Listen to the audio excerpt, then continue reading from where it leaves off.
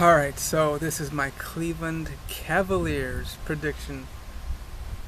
I know, people say, well, it's only the fourth, only, yeah, we're so early. It's the 14th of September, 2022. Listen, I don't think that the Nets are going to be even anywhere near the playoffs. You're going to have a lot of injury issues with KD, and then, of course, Kyrie. They're just injury prone. Um, who knows what's going to happen with Ben Simmons? I mean, that'd be awesome, right? But that's what their situation is. So I don't see the Celtics being top four, even six. Hawks are nasty. Raptors are nasty. You ready for this one?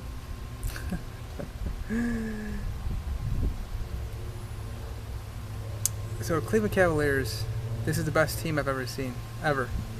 The best team I ever saw, obviously, before, without LeBron, but, Kyrie and Kevin Love and J.R. Smith. Wow, what a just loaded squad. Obviously, Mark Price, Craig Elo. I'm smiling. I can't remember the small forwards. Sanders, Larry Nance, Brad Daugherty. This team, year after year after year was always just right there, So, you got Mobley, second year. He's in the swing of things for, the pros. You're playing 48 minutes a game, and you're playing a game season. I think the minor injuries he had are going to just wane. It's not going to be an issue now because he's into playing a full, it's back in the, like NBA and college is completely different. You got two 20-minute halves in college, and then you have no more than 35 games. No more than 35 games a year. You're more than doubling that in a season. You know what I'm saying? So it's a completely different. Well, of course you got different trainers, better, deeper staff to work with you on things. You're not dealing with college, all that stuff. But I think Jared Allen's he's finding his role better as a role player.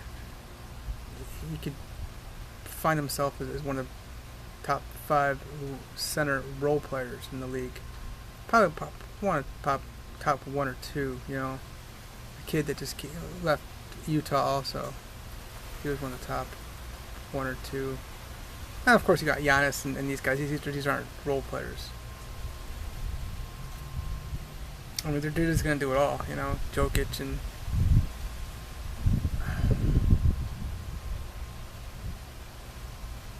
I mean, Aiden he's in my opinion he's a joke. You gotta put him back in his place. Booker's he's a baller, but my only thing is about the Cavs.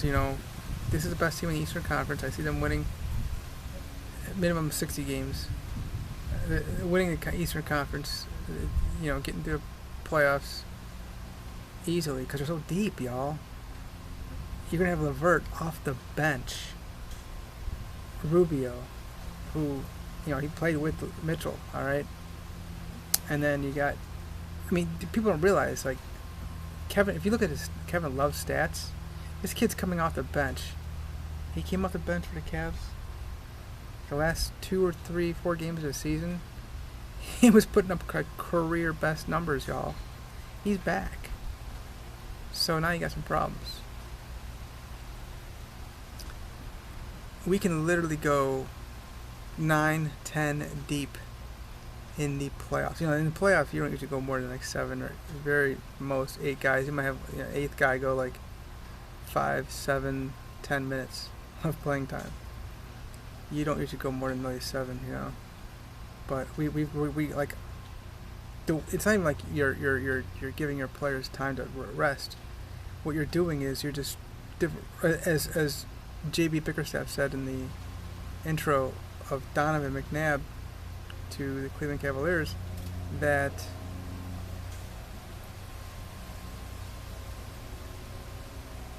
they're going to run different sets. That's all it's going to be. It's not like, okay, fine, you got Mitchell and Garland starting. Wow, what a team in the backcourt.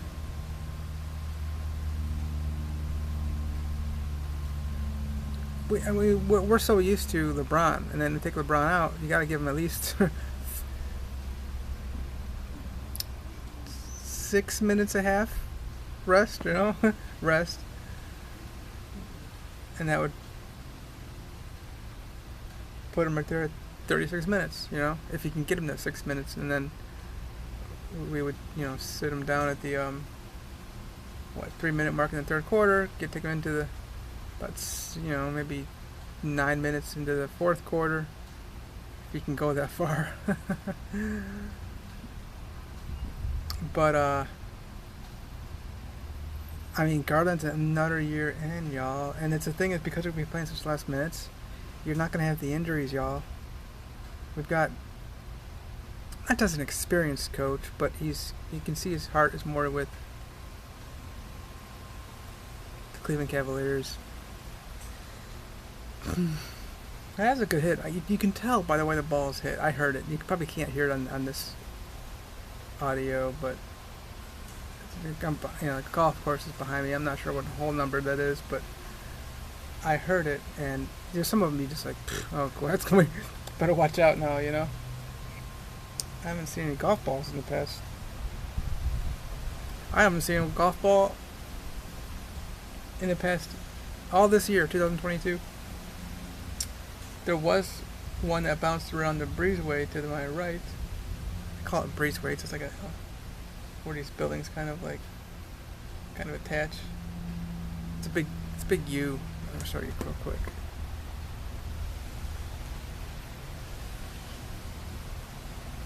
I'm month to month here, y'all. I'm loving it. This is my spot. But yeah, I'm on multiple lists. So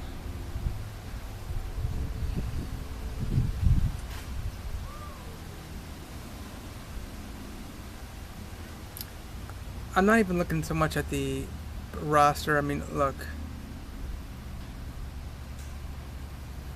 I'm in love with this dude. Okay, listen, North Olmsted High School, 1998, that's me. The Cleveland State University, 2003. Where did I play ball? Olmsted Falls, the corner of Water Street and Columbia, which is 252. Who would show up there sometimes during the summer? Came from out of West Virginia.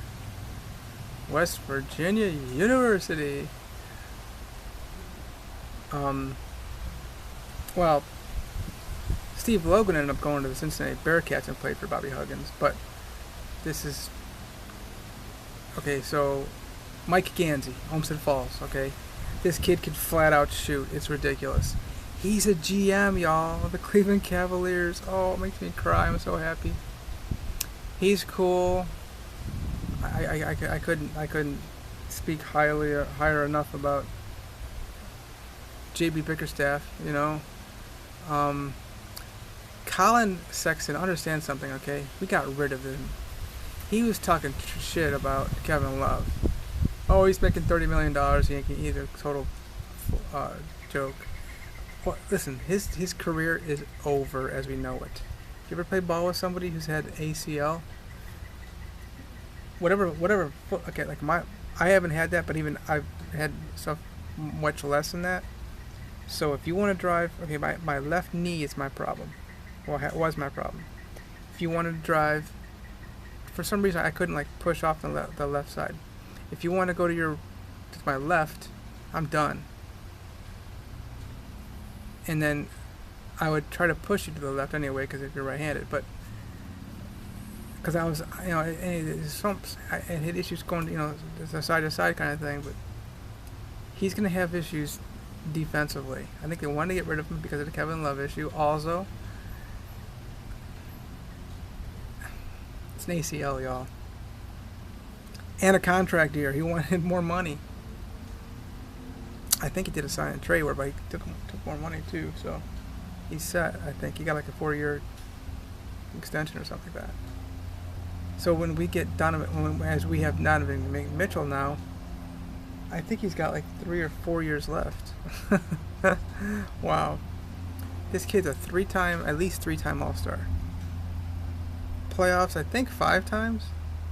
Maybe it's 3 times playoffs, 5-time All-Star. I don't remember. Something like that. He averaged almost 26 points a game. This is an established player. You don't really always know what you're going to get.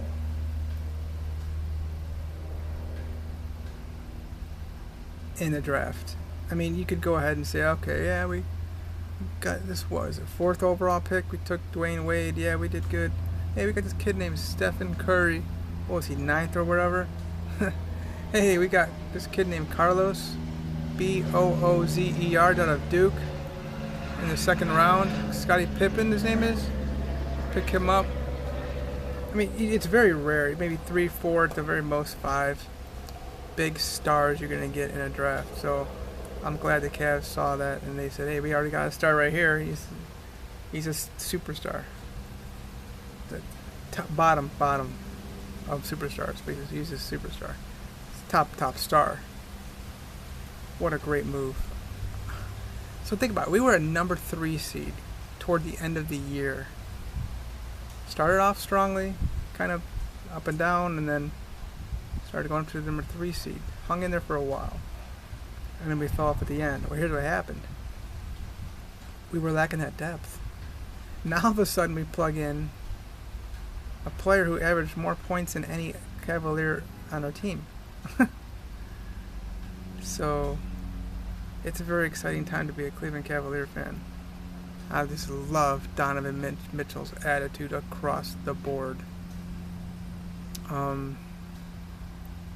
I like that that three spot, the forward, small forward, to just be nothing more than a role player, like a John Paxson or a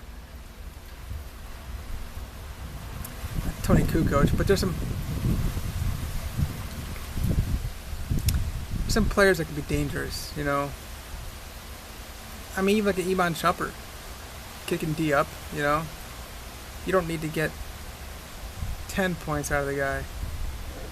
You know, give me three 3-pointers a game, 9 points, and you know, cause these defenders to have to come out to the 3-point line area and open up down low near the basket, or whatever. I mean, it could be anything. And then of course, we can always add the added bonus of defense. You know, who knows if you're gonna strip a few dribbles or knock down a few passes or whatever, just cause some kind of havoc. I mean, like a Dennis Rodman even. I mean, he was considered power forward. He would just get rebounds. So what if we have a guy that 3 spot? We got Evan Mobley and Jarrett Allen, both 7-footers. Wow. Both playing center, but able to get, if they needed to, 40 plus a game, but they're going to average, no, they don't need to average more than 20. Jarrett Allen, I don't think he's going to get, you know, maybe 9 to 12 points a game. That's all I need out of him, you know, 10 to 12 boards. Big body, you know, 2.5 blocks a game. And then of course you got Mobley, who he'll average 21. You can't really say he's going to average maybe 17. And then of course Mitchell. You got 3 players who could potentially all average more than 20 points in a game. But at the same time, when you look at that, it's like, well, is that really possible? Let's just be like realistic about this, you know. Logically, what are we looking at here? I don't see having 3 players averaging 20 points in a game. You know, Garland's going to get probably 19. Mitchell can get 24.5, and then you got your Mobley at 19.5, 21, up to 21.5. You just can't have. Then you got LeVert off the bench is going to get you 15.5 to 16.5 a game. And then you got Kevin Love who can get you that same thing. More like 15.5 to 17.5 a game. And then he'll get you a lot of boards too, and some assists. What a great team this is.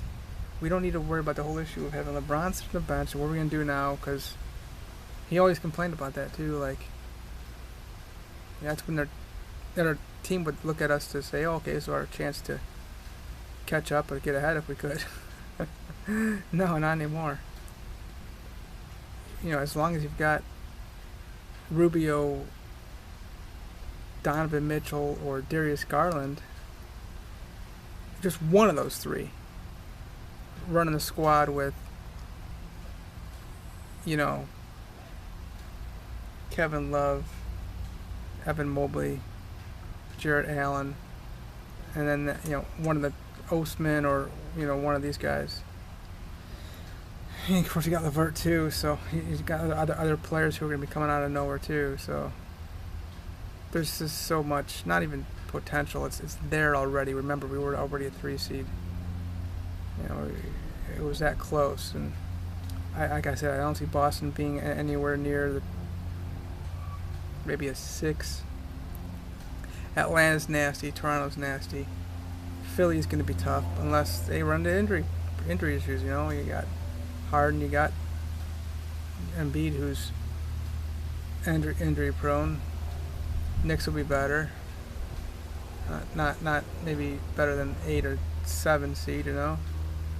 This is really looking good for the Cleveland Cavaliers. It's tough. What the problem though is would I be saying this if I'm not from Cleveland? That's one of the issues I have with the candor. I'm saying we're gonna win more than 60 games. This team could win 73 games. It's just the depth is the problem. You don't get a break against these guys. You don't say, okay, great, now that guy's now down on the bench. Or we got that guy in foul trouble. It doesn't fucking matter. We can play in such a way that we're not going to be worried about foul trouble or too many minutes for the LeBron.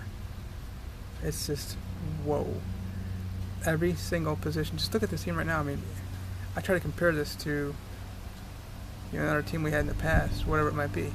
Would you rather have Mark Price, Craig Elo, whoever that was in the 3, and then of course Larry Nance and Brad Daugherty? I'd rather have Mobley Larry Nance is a great player. Brad Daugherty or Jarrett Allen? Obviously Jarrett Allen. He's going to stay healthy too. And then Darius Garland or Mark Price? Really? Come on now. And then Donovan Mitchell or Craig Elo. And then of course you got LeBron. Well, yeah, you take him over anybody. Do you want Kyrie or Darius Garland? Yeah, you kind of want Kyrie, but then you got Donovan Mitchell at 2, or back and forth, however it was going to be. That just blows away any backcourt we've ever had. And then you look at our centers that we've had. Was Moskov? Remember Moskov? He was the center. I think he came off the bench eventually though. And then Kevin Love was the power forward, but.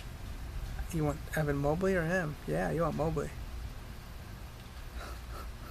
But let's just leave that alone and just look at this overall as a team.